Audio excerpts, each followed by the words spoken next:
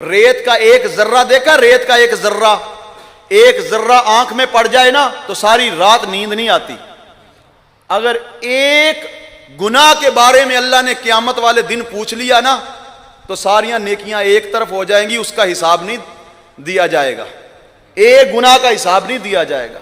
بس اس سے رحم اور کرم مانگا کریں، عدل کریں تے تھر تھر کمبن اچیاں شانہ والے، فضل کریں تے بخشے جاون میں ورگے منہ کالے۔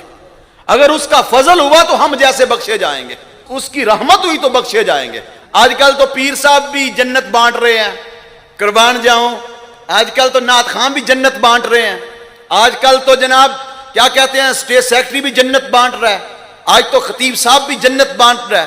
یہ تو قیامت والے دن پتا چلے گا نا جنت بانٹنی کتنی آسان تھی، جنت لینی کتنی مشکل ہے۔